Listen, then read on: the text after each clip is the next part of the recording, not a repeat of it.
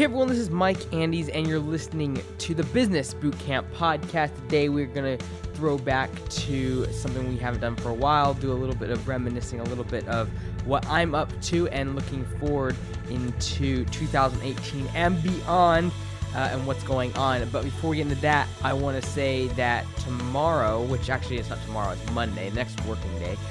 Monday, we are having our career fair for my company.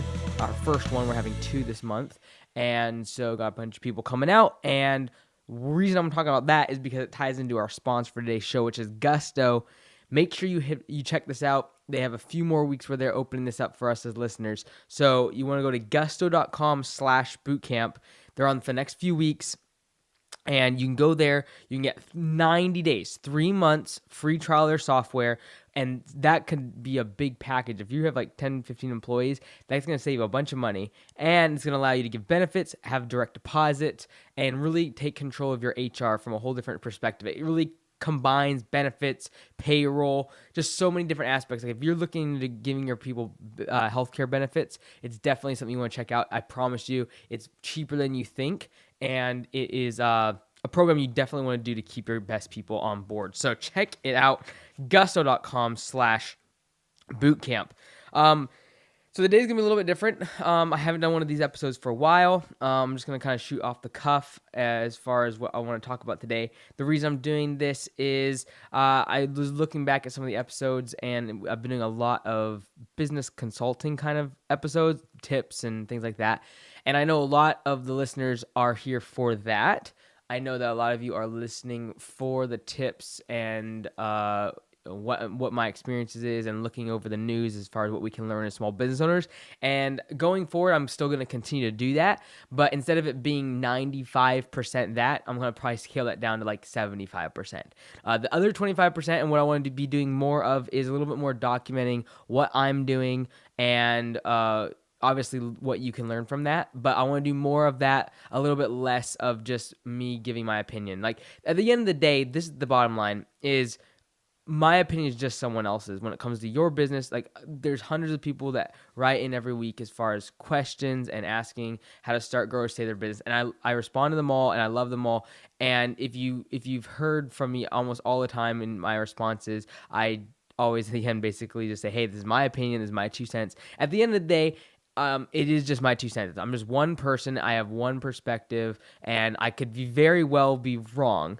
It's not like I have 30, 40 years of business experience. There's people that are much more qualified, much more experienced than I am in the world of business, in marketing, dealing with people. I'm an amateur compared to many, many people. And so I want to focus on my truth, and that is what I'm doing as an entrepreneur. Obviously, still, I feel like a lot of you, I can provide value. I can give you advice. There's people that do consulting with me and things like that, and I obviously try as my absolute heart out to provide value.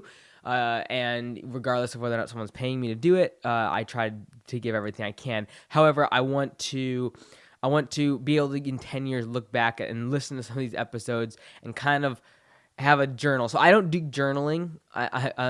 People ask me this a lot. Like I do goals. I write down my goals and things, but I don't journal. It's just too much of a time drain for me. I don't like to write with my hands. It's just kind of sad, I guess. I'm used to typing and things, but I don't like writing as far as with my hand. I like literally half a page. My hand hurts. It takes me a long time. I'm not very fast at writing. My handwriting gets sloppy. It has the more I write and the more inspired I get, the less legible it gets. And so I don't journal. So I want to look at this podcast a little bit differently. And like I said, 25% of the time, try to integrate a little bit more of my personal, not diary or not like I'm journaling, but where I can look back in 10 years and be like, oh yeah, I remember that day was really hard, or what happened there because I listened to this podcast, or at least follow my titles and see what's going on in 10 years. So that's kind of what I've been thinking about. And like I said, I truly believe that the advice I give is just one man's opinion. I believe that there's people that are much more experienced than I to give out that advice in many of the areas. As many of you have asked questions, know how I respond to you. I never give it emphatically or as an ultimatum. You know that I know that, there's people that could probably give better advice and have more experienced answers. And so I, like I said, I'm not going away from that. I'm still answering everyone's questions. Obviously, if you have a question, as always, go to businessbootcamppodcast.com. Really, with what's really unique and what the reason this has all kind of come up is, what's different about Business Bootcamp Podcast is I really don't have anything to sell. I don't have anything that I really need to market or promote on this channel. I have sponsors occasionally. I'll open it up occasionally. Right now, I'm mostly open it just to past sponsors, just because the amount of time to set up and vet some of these people before I actually put them on the show. So that's why I had some gaps. And so this is kind of a random episode. I'm just kind of talking about the state of the union as far as the podcast and where I'm at in my career. But like I said, this podcast is a little bit different because I don't monetize this. I don't try to sell anyone consulting. Any sort of paid consulting is done offline. With always someone is reaching out to me before I never even give prices until we're deeper into the relationship. So it's not something I even think of as a channel for generating sales or generating revenue from on my part. Obviously, there's some revenue from, like I said, from sponsors like Gusto. We have quite a few now that have been on the show, and FreshBooks, and we had the Vast conference just recently, and we've had just a whole bunch and really supporting, and that's allowed me to at least spend time answering people's questions and allowed for it to make sense financially. But it's unique because a lot of podcasts, especially as they get a little bit bigger, will transition into some sort of sales something. They're selling, whether it be their consulting or a course or something like that. And so what's different about this one is I don't really have anything like that. I have another podcast. Sorry, I'm kind of choked up right now because I just ate a massive meal. I shouldn't be recording right now, but anyways, but my other podcast, Landscape Business Course, I do sell a course. I make a good living off of that, and so it's very different, right? And so this podcast, Business Bootcamp Podcast, will continue to stay what it's doing. But like I said, I want to add a little bit more of my flavor, what's going on in my life. And I think you'll get just as much value from my commentary as far as what I'm doing. And you can go to the news, you can go to a whole lot of other podcasts and get a lot of the other stuff that I'm talking about. And as far as my commentary and what's happening in the business world and my thoughts on leadership, you can still get that here. But there's probably better places to get that stuff. And so I want to stick as close as I can to what I know, and I feel the reason that, I'm saying this is number one, I don't want to be giving out advice that I don't feel qualified for. I want to stick to my truth. And some of your questions, if you've asked me these ones, I specifically say I'm not experienced enough in this area to answer this question. I try to give you resources or try to connect you to people I know that would be able to point in the right direction. So I'm not, like I said, the podcast is basically going to stay the same, but I want to integrate more of my truth as far as documenting my journey, so I can look back in 10 years, that someone can look back in 10 years and listen to all the episodes. So many of you email me, and I'm always amazed to hear how you say, you've listened to every single episode from number 0. And I've been doing this for now over 3 years on Business Bootcamp Podcast. And I can only imagine what the first 20, 50, 100 sound like. They're probably horrible. But your level of support to listen to all of those is pretty amazing. I think it's going to be really cool when we're at episode 1000, and it's, 5 years from now, and people will really be able to see even a further scale as far as where it went from when I started and I was just starting my landscaping business and was just starting my MBA, and to where, in 5 years from now, it'd be a total of over 8 years to really see the scale, the vast, increase and changes and the ups and the downs and the highs and the lows of that journey. So that's what I want the podcast to be more about, because you can get commentary and advice and things like that from anywhere else. Like I said, that's not going anywhere, but I want to stick to a little bit more to what's going on with my company, what I am learning, and really, I truly believe you'll actually get more out of that for your business than me giving commentary on what everyone else can do, your friends and every other person under the sun. So I want to jump into a few things today.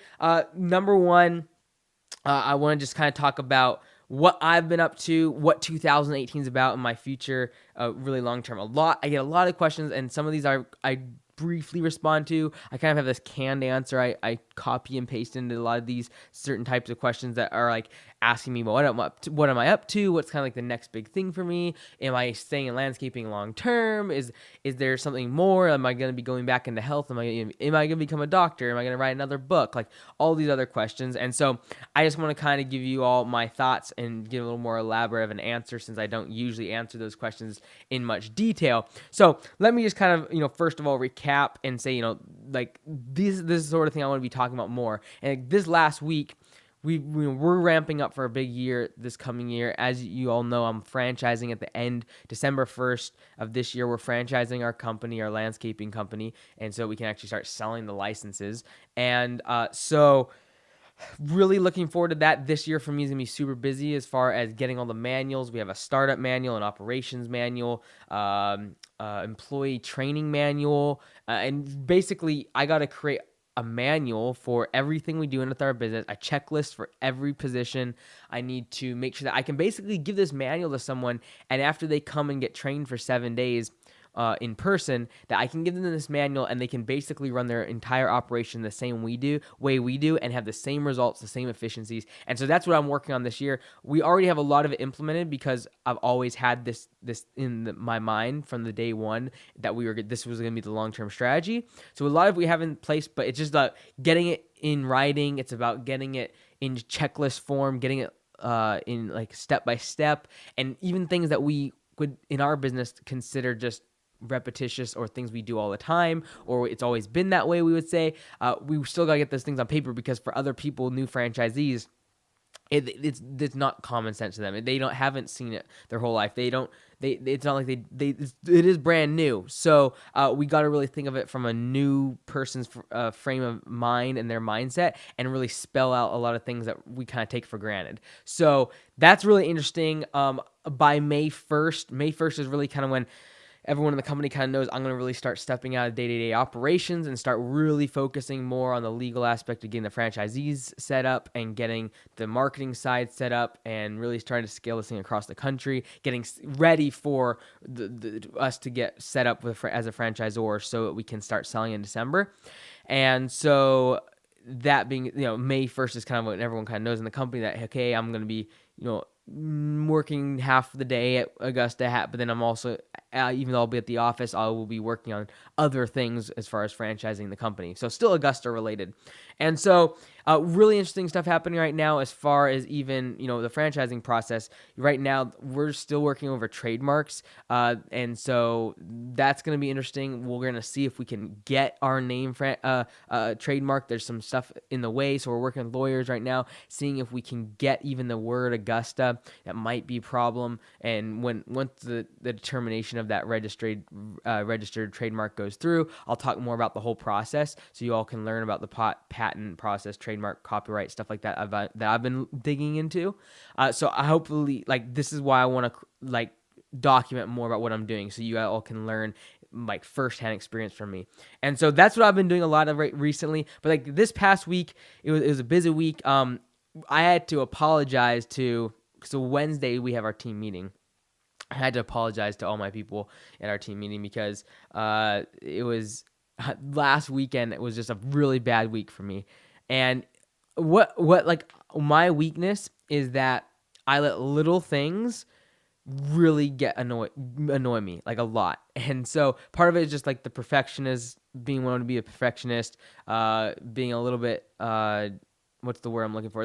Just very I zero in on one thing, and I want it done a certain way. And I don't like to think of myself as a micromanager, but there are certain things that I want it done a certain way, and if it doesn't happen that way, it annoys me. And I allow little stuff. This is this is my Achilles heel. This is the thing I have to keep my eye on as far as just my mental state is I allow little things to become not big issues. I don't blow up. I don't get mad at people. And when I apologize to my team on Wednesday, I wasn't apologizing for getting mad.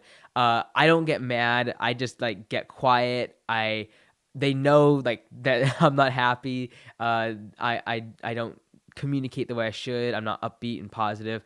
And I really truly believe that a professional, the difference between a professional and everyone else is the professional doesn't wear everything on their sleeves, and regardless of what's going on at home or going on in their personal life, that when they show up to work, that they are a professional. They leave that stuff at home. They check that out at the door.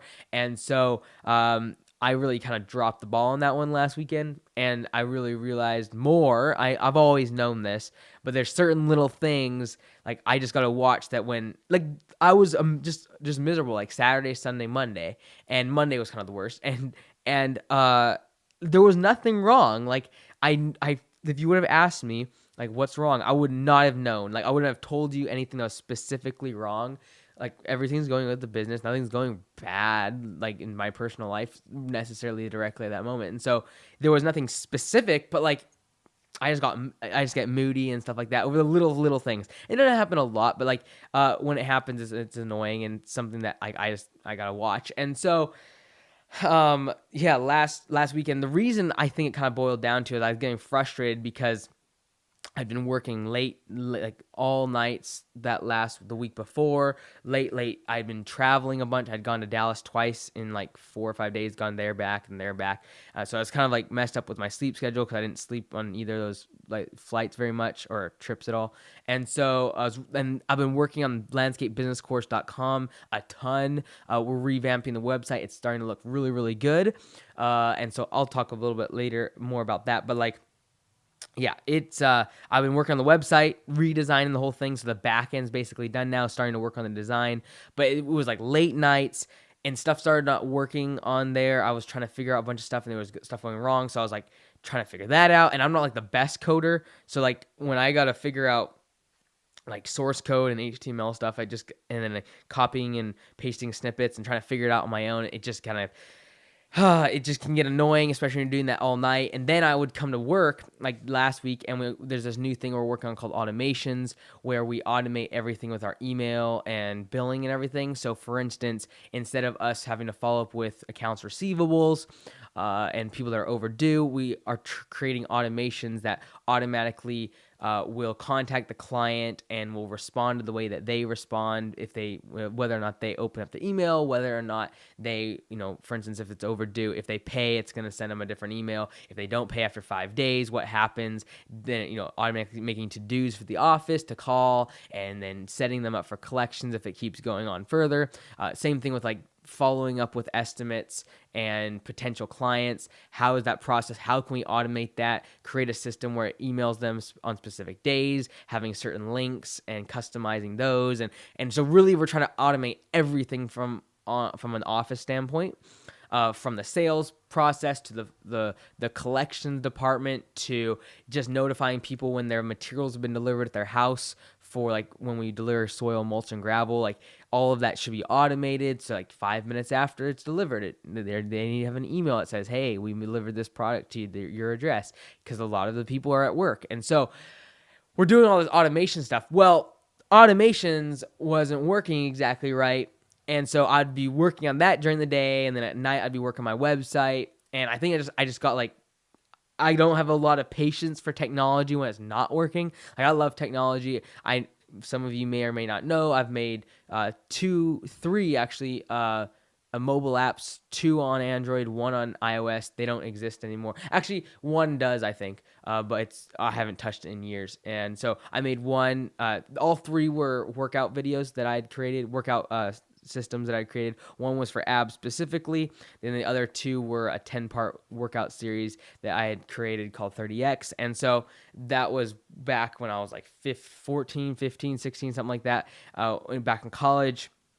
I made these apps and stuff like that, right? So I like technology. I used to be much better at coding. Now I'm like not good at coding at all because it moves so fast, and I didn't do it for like 5-6 years. And so, so I got frustrated, and it's not necessarily that specifically like trigger it, because that's just like it didn't trigger me to be like moody or like that happens all the time. I'm always working late. I'm always recording. I'm always answering people's questions, having Skype calls, doing videos and all that good stuff. Like that's standard operating procedure. Technology, fails on me occasionally too. But like, I think it was just like, it was a bad weekend, and I had to apologize to the team. It's just humbling, but on the other hand, I think it's good because they realize the level of professionalism that I'm holding myself to, and then in turn, when I expect that of them, it makes it much better. So that was kind of my week. But in 2018, just kind of looking forward, kind of answering some of the questions that come in. 2018, some of you have asked, probably 3 or 4 people have asked over the past month, what are my goals specifically for 2018? If you are on Landscape Business Course or you watch that our YouTube or the podcast for Landscape Business Course, you know kind of how I break down a month-by-month goal system for revenues and for cash flow and for KPIs, key performance indicators, and objectives for each month. So 2018, I already have all those. I spent a whole day in December figuring those out. And then I'm a little bit different as far as when it comes to goals. I think we change so fast, like as far as like especially as technology has completely changed the landscape of careers and things like that, and people are changing jobs faster and changing interests faster. I think it's more about self-awareness. I think it's more about you know, I don't think I can't project 40 years from now what I'm going to be doing or what I'm going to be wanting to do. I don't have that kind of long-term range vision. Like, who knows what's going to be in 40 years, right? And so I'm more about like short term as far as a year, really planning in depth, like very, very specifically, and then having a general idea kind of where the finish line is long term, what I want to do long term with my career and things like that. I have that general kind of understanding, but I'm not into like the 2 and the 3 and the 5 and the 8 and the 10-year goal thing. I think every single year I'm going to be changing. Like I look back at my goals and my goals that I had, 5 years ago, I eclipse though, and like you just go faster and you get better, and those numbers aren't relevant, or it's things that you thought were going to become big didn't become big, and so I really stay focused on the upcoming year. So for 2018, like the kind of the 2 big things in business that I'm focusing on, because obviously I have personal goals and other things, but this is Business Bootcamp Podcast. So from a business standpoint, there's really 2 things that I'm focusing on a lot on. Number 1 is obviously the franchising Augusta Lawn Care Services. Whether or not it's going to be called Augusta Lawn Care might come, like I said, the trademark thing is still going through. We're having some issues. I'm like fingers crossed, it's like 50-50 that we actually can franchise it as Augusta Lawn Care Services. So we're doing that. That's a big thing this year as far as when it comes to business. What I'm going to be focusing on, my goal is really like, I've shared my why of Augusta Lawn Care. Like, why people always ask me, like, why are you doing landscaping still? My why is really, I want to revolutionize the level of professionalism in the landscaping industry, and I want to do it with a team that is inspired by the work they do. So that is my goal, and that is the why, the mission behind me staying in landscaping and staying in the industry, and why I want to franchise Augusta. I don't think I can revolutionize the industry if I just keep building my business here in Washington State, or even start, a 4th, a 5th, or 6th location. Like, I don't think I'm going to change the industry. I think I can if I completely change the way the franchising system works in our industry, and we're not going to do the percentage model that Grounds Guys or US Lawns, which are the 2 competitors, competing franchisors, and they're getting 8-10% of their franchisees' gross revenues. I don't want to use that model. I want to use a model that can grow much larger as far as the franchisees' gross revenue, and not penalize them by taking a percentage. I want to have a flat fee. I think it'll allow us to scale much faster, because landscapers will buy into wanting the systems and things, but know that they can grow their business beyond the point where their margin gets squeezed because of franchise fees. And so that's my goal, is to be able to change the franchise fee system, the model, how everyone else is doing it. And by doing that, get more people into the system, thereby giving me the scale to allow my vision of how a landscaping company should be run, and really making it more professional. I really hope that through Augusta Lawn Care Services, I can make landscaping as if you were becoming an electrician, like a trade. Like, if we're right now, when someone says they want to be an electrician, you're like, okay, great, that's like a trade, or a carpenter, or a plumber. I really feel like landscapers, when someone says they're a landscaper, everyone's just like automatically writes them off as like, oh, they probably didn't finish school, they're probably just lazy, blah, blah, blah, like a whole bunch of like stereotypical things.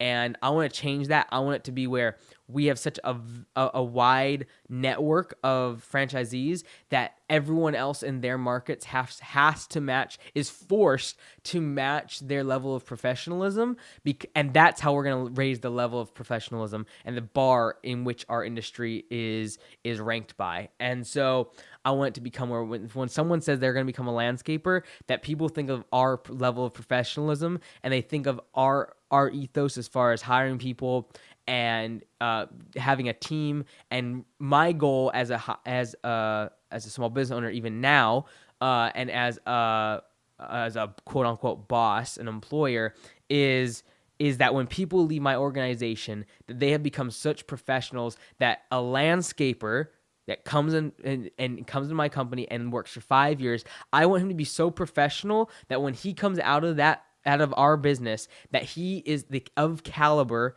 professionally to be a bank manager. That's my goal.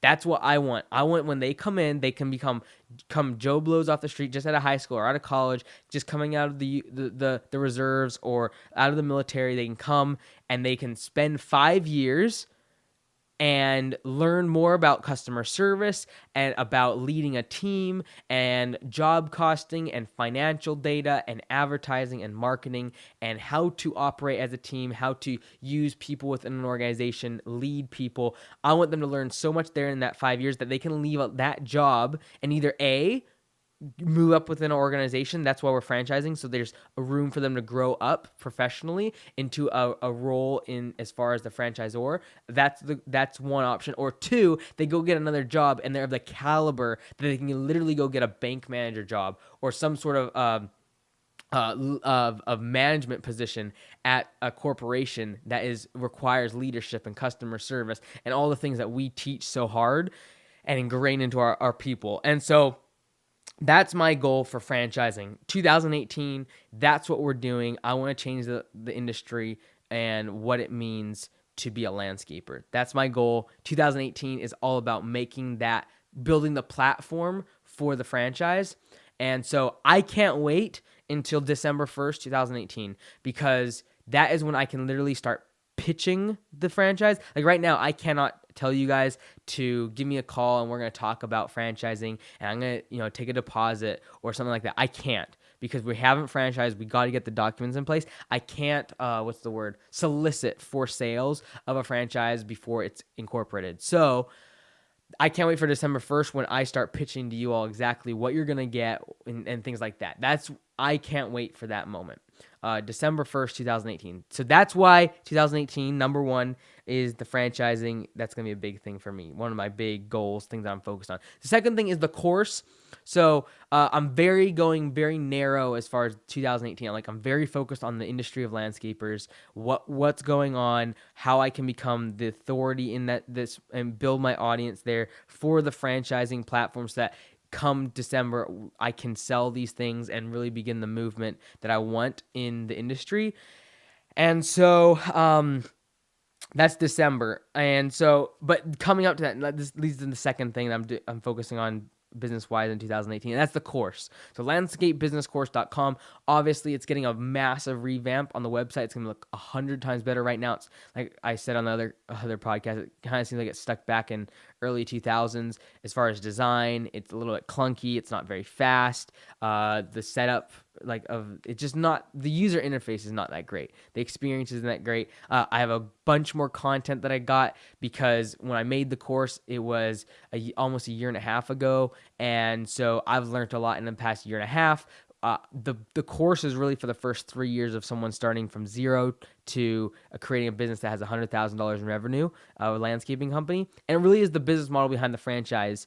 And what I'm kind of not worried about, but in the back of my mind, I know that eventually the course will have to stop because we'll be franchising. I won't have the time for the course. And two, I don't want to jeopardize the sales of franchisees or the franchisees to get mad because I'm sharing all of the data and the business model with people that are buying the course, when the franchisees have the brand of Augusta that I am more invested in. And so I think eventually the course will have to close. So this year I'm making a massive push to, number one, it's going to build the audience for the franchisee sales, come December.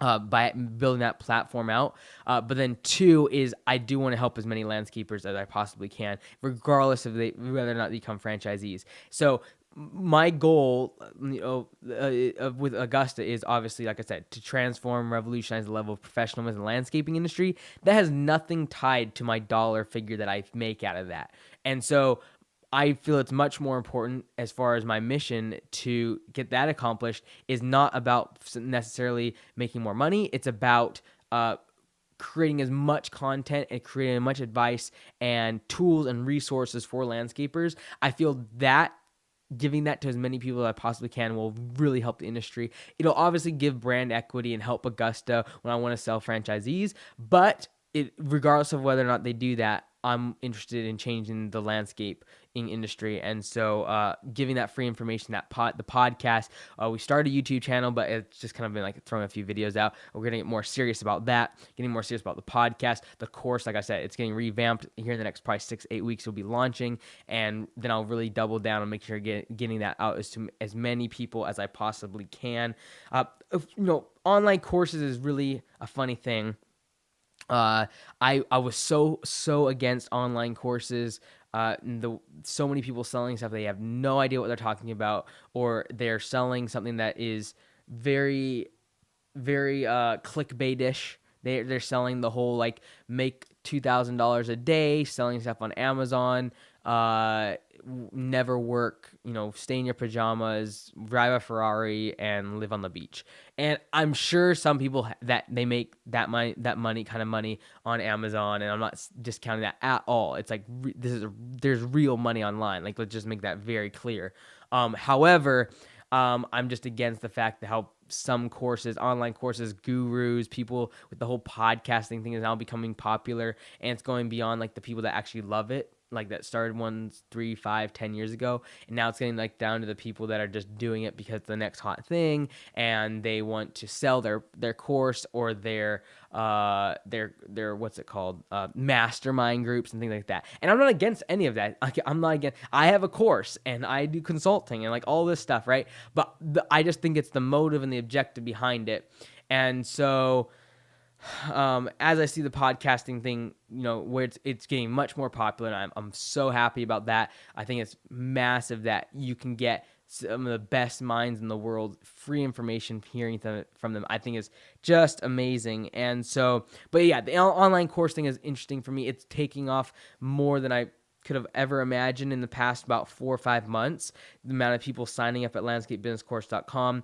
Obviously, there's been a big uptick in the past month because I told the listeners that, hey, we are upgrading the website here in the next couple months, and so if you want to get in now, it'll be a free upgrade and things like that. And so just been really, really impressed with the amount of people that have got on the course, the results that landscapers are coming in with, because now it's been like a year and a half, and so some of these people have been on there for 12, 13, 14 months, some of the course members, and so they're really starting to see results. They're starting to see changes and year-over-year growth that is, for them, they had thought was impossible. And so that's super encouraging to me. It's why I love doing it. It's why I keep working on the course, working on the content, perfecting the business models in my own company so I can share it with the listeners. It's something I'm super passionate about, and it really boils down to what I talked about earlier on the podcast is I want to get back to my truth. Like, I feel like I'm really, really good at landscaping, the business, the industry, the numbers,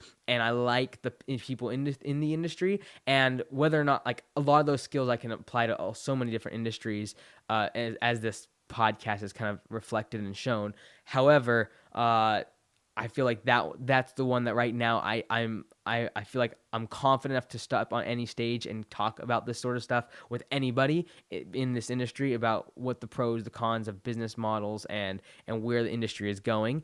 And so that's why I'm doubling down on it this year. So that's 2018. Long term, I'll wrap this thing up because I'm going so long. But like long term, I think long term, I'm going to go somewhere into medicine again. I really feel that Augusta is a 10-year thing for me. I want to sell it eventually and use the money and the platform and the audience, that I have by then. I want to use that to launch myself into the next part of my career, which will be two things. Number one, it'll be giving back. And number two, it'll be something in the health industry. I don't know exactly what that'll look like. I think it'll be a marriage between like technology and medicine, and making that available to the kind of the places where I was at in Nairobi and in Kenya and the different clinics and things like that. And how do we make accessible preventative health care for those individuals using technology and make it a viable business? I think that's possible. I like using technology. I'm really all into this whole like virtual reality thing, but the contact lenses specifically for me is what really catches my attention. I don't think it'll be here for another 20 years, but I would love to get on that, like that being the next wave, the VR, AR, like all that stuff. I think that's the next wave. Like the internet was a big deal. It's still a big deal. We're still riding that wave, and we're starting to see VR come in, but I think, 10, 15 years, 20 years, and it's become it'll be kind of mainstream like internet is now. And so I would like to be on that wave. And so I think it'll integrate something with that along with medicine. I really want, like, it's something I'd never even talk about here.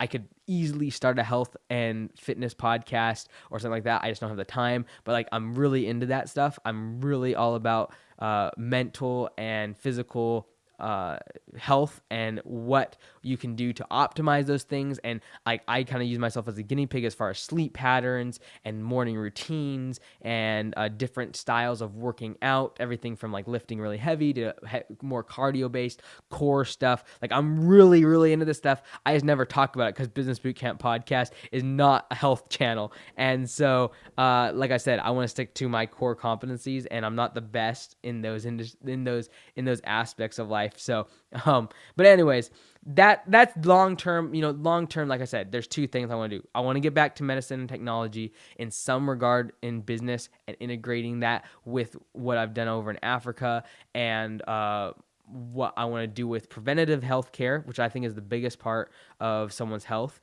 and making it more accessible and make it much more cheap, much more accessible from a financial standpoint for people in third world countries. Like, after going to Africa and seeing the orphanages and seeing the clinics and seeing how much of their health system, how much of their health care and the things that we were doing could have been prevented by just cleanliness and other just sanitation and things like that. And how do we use technology to make it that preventative care much more accessible for those people?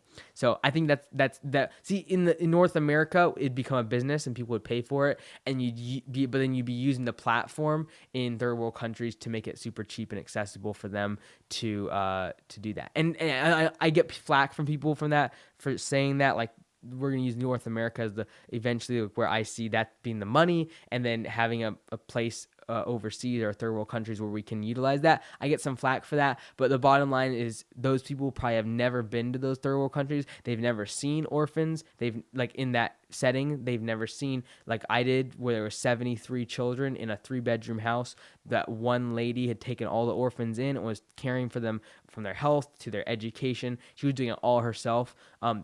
Those people haven't seen that. They haven't seen that sort of lifestyle. They haven't seen that type of suffering. They haven't seen the kids that I did in Tugoni Hospital just outside of Kawangware in Kenya, where there are kids that were thrown into fires by their parents. They weren't wanted, and you got to care for them, and you don't know what their future is going to look like. They don't know what their future is going to look like. There's no one that they feel no one loves them, and dealing with the emotional consequences, the physical consequences, and trying to give them hope for a life that probably doesn't have much hope in it. And so once you've been through those experiences, you can't be the same.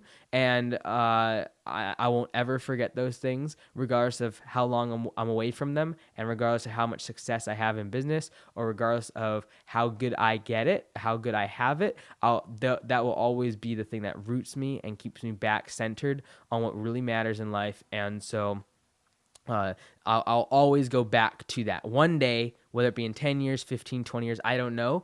I know right now, though, like I said, I'm focused short-term 2018. What are the two things I need to do? I got to work on the franchise. I got to work on the course. You say, how does that tie into your long-term thing? It's a process here. It's a long-term. It's a long-term marathon. And so I'm focused right now on what I can see. The foreseeable future is 2018. Work on the franchise, working on the course. Say, well, how does that tie in? Well, it's going to allow me to build a franchising company. It's going to allow me to change an industry, which is going to give me a platform, which hopefully I can make the monetary platform for my next venture, which is something I'm maybe a little more passionate about from a health standpoint and technology and giving back to some of these communities. And so that's how it ties in. And I don't stress out about how it all ties into that long-term vision. I just look on short-term, what can I do today? What can I do this week? What can I do this year to get one step closer?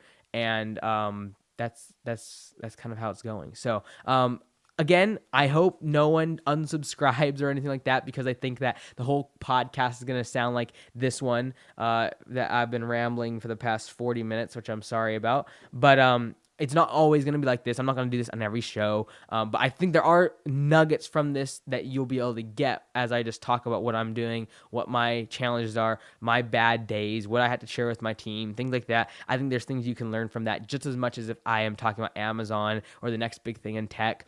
And so I hope you get something from this. And like I said, don't unsubscribe. There will still be lots of tips, tricks, and actionable items that you can implement in your business. But I will be implementing a little bit more of this flavor. So without any further delay, thank you so much. I really do appreciate all of you. I appreciate the sponsors, gusto.com. Again, gusto.com/bootcamp. You got to try out their trial. It's very good. But thank you all so much for listening. Thank you for your attention. I do appreciate it. Again, this is Mike Andes. You've been listening to Business Bootcamp Podcast. And until next time, be great, because nothing else pays.